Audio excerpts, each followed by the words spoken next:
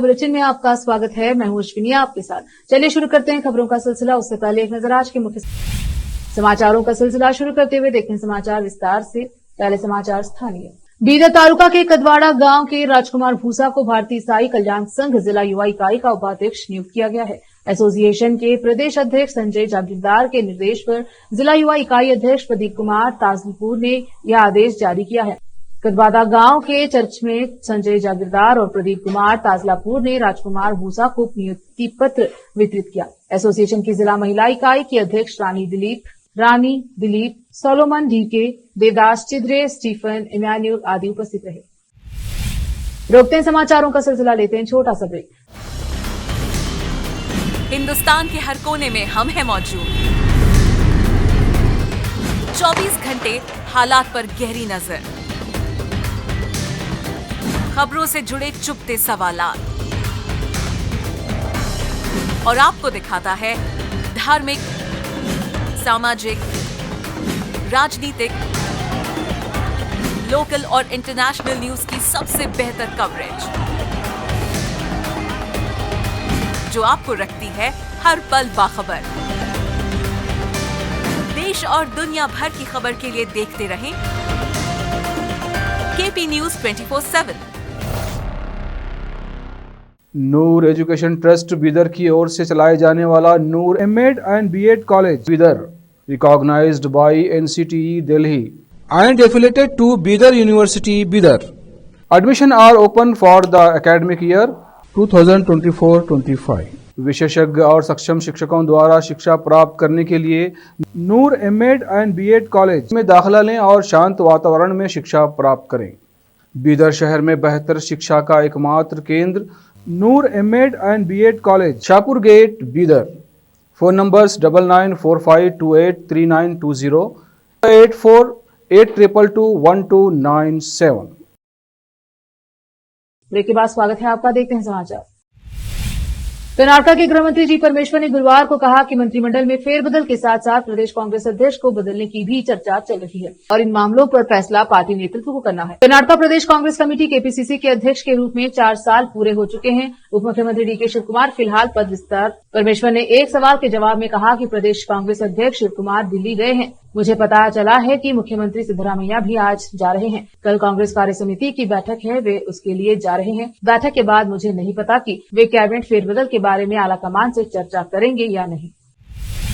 कर्नाटक राज्य सड़क परिवहन निगम के ट्रेड यूनियनों की संयुक्त कार्यवाही समिति ने 6 यूनियनों का प्रतिनिधित्व करते हुए धमकी दी है कि अगर उनकी मांगे पूरी नहीं की गई तो वे 31 दिसंबर से अनिश्चितकालीन हड़ताल पर चले जाएंगे। उन्होंने कहा कि वे 9 दिसंबर को राज्य विधानसभा के शीतकालीन सत्र के दौरान बेलगावी में प्रदर्शन करेंगे और सरकार से 38 महीने के लंबित वेतन बकाया 1750 करोड़ रुपए और अन्य मांगों का भुगतान करने का आग्रह करेंगे। जनवरी में जेएसी के माध्यम से हमने राज्य परिवहन निगमों को 10 मांगे सौंपी थी। 9 अक्टूबर को हम परिवहन मंत्री रामलिंगा रेड्डी की अध्यक्षता में हुई बैठक में शामिल हुए। वही मांगे इस स्पष्टीकरण के साथ प्रस्तुत की गई हैं कि मांगों को क्यों संबंधित किया जाना चाहिए। SRTC staff and workers federation के अध्यक्ष अनंथा सुब्बाराव ने कहा कि परिवहन मंत्री ने कहा है कि टिकट दरों में संशोधन के बाद ही मांगे पूरी की जा सकती हैं और वे इस मुद्दे को मुख्यमंत्री सिद्धरामैया के ध्यान में लाएंगे और उचित कार्यवाही करेंगे।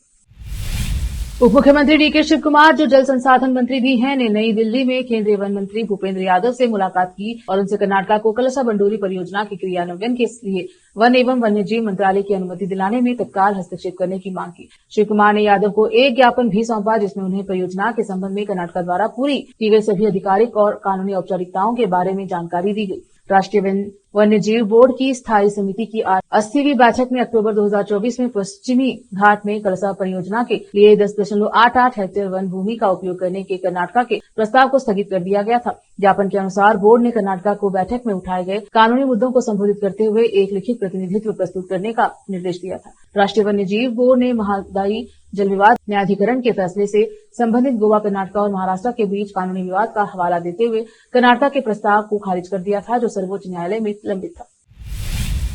फिर से रोकते हैं समाचारों का सिलसिला, लेते हैं छोटा सा ब्रेक।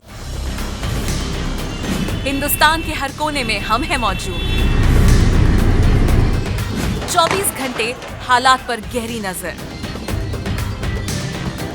खबरों से जुड़े चुपते सवालात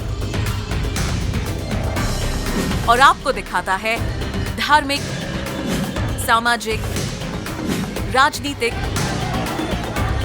लोकल और इंटरनेशनल न्यूज की सबसे बेहतर कवरेज, जो आपको रखती है हर पल बाखबर। देश और दुनिया भर की खबर के लिए देखते रहें केपी न्यूज 24/7।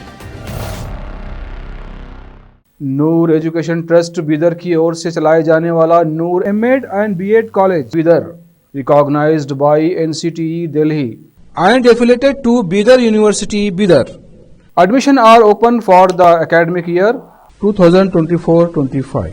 विशेषज्ञ और सक्षम शिक्षकों द्वारा शिक्षा प्राप्त करने के लिए नूर एमएड एंड बीएड कॉलेज में दाखिला लें और शांत वातावरण में शिक्षा प्राप्त करें।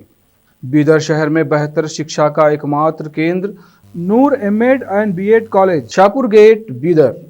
Phone numbers 9945283920, 8482221297। ब्रेक के बाद स्वागत है आपका, देखते हैं समाचार।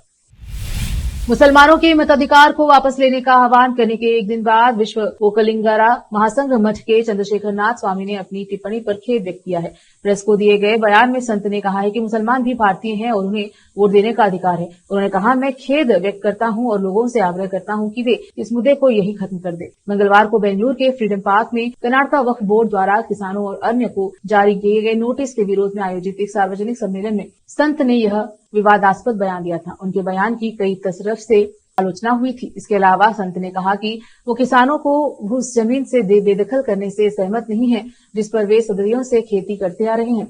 उन्होंने कहा वह किसानों के साथ अन्याय है, यह उन्हें सड़कों पर धकेल देगा। विस्तार से बताते हुए संत ने कहा कि वो कलिंगा सभी धर्मों के प्रति सहिष्णु है। हम हर धर्म को समान रूप से देखते हैं। मुसलमान हमारे मठों में आते हैं और वे हमारे संपर्क में हैं। हम मुसलमानों की शादियां और अन्य शुभ अवसरों में भी शामिल होते हैं। हम मुसलमानों के प्रति असहिष्णु नहीं हैं, वे इस देश के नागरिक हैं। मैं अपने बयान के लिए तहे दिल से खेद व्यक्त करता हूं।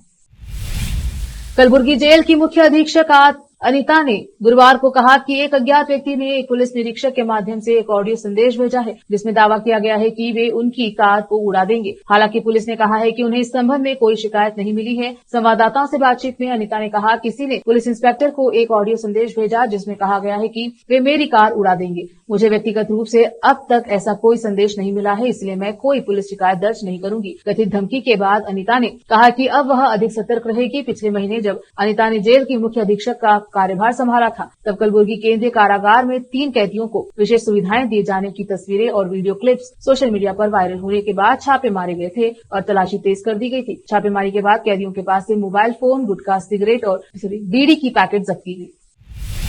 बेंगलुरु महानगर परिवहन निगम बीएमटीसी ने पिछले 3 महीनों में बिना टिकट यात्रा करने और महिलाओं के लिए आरक्षित सीटों पर कब्जा करने वाले 10,069 यात्रियों से जुर्माने के रूप में 19 लाख रुपए से अधिक की राशि वसूली की है। उन्होंने बताया कि बीएमटीसी के चेकिंग स्टाफ ने यात्रियों की बिना टिकट यात्रा का पता लगाने के लिए बेंगलुरु शहर और उसके आसपास संचालित बसों की जांच तेज कर दी है। बीएमटीसी के अनुसार अगस्त, सितंबर और अक्टूबर माह के दौरान चेकिंग स्टाफ ने 57,219 ट्रिप्स की जांच की और 8,891 बिना टिकट यात्रियों ने 17,96,030 रुपए जुर्माना वसूला तथा कर्तव्य में लापरवाही बरतने वाले कंडक्टरों के खिलाफ 5,268 मामले दर्ज किए गए। इस अवधि के दौरान उन्होंने महिला यात्रियों के लिए विशेष रूप से आरक्षित सीटों पर कब्जा करने के लिए 1,0178 पुरुष यात्रियों को दंडित किया है और एमवी अधिनियम 1988 के एमवी कर्नाटका मोटर वाहन नियमों के अनुसार 1,17,800 रुपए का जुर्माना लगाया गया है। सीबीआई ने एनआईए और इंटरपोल के साथ एक अभियान में रवांडा से पाकिस्तान स्थित आतंकवादी समूह लश्कर-ए-तैयबा के एक सदस्य को लाया है जिसके खिलाफ बेंगलुरु में एक आतंकवादी अपराध के लिए इंटरपोल का रेड नोटिस था। उन्होंने बताया कि अंतर्राष्ट्रीय स्तर पर प्रतिबंधित आतंकवादी संगठन के कथित सदस्य सलमान रहमान खान ने बेंगलुरु में आतंकवादी गतिविधियों को आगे बढ़ाने के लिए हथियार, गोला बारूद और विस्फोटक उपलब्ध कराने में सहायता। फिर से एक नजर आज की मुख्य समाचारों पर। केपी न्यूज के कर्नाटका बुलेटिन में अब तक इतना ही। देखते रहें केपी न्यूज 24/7।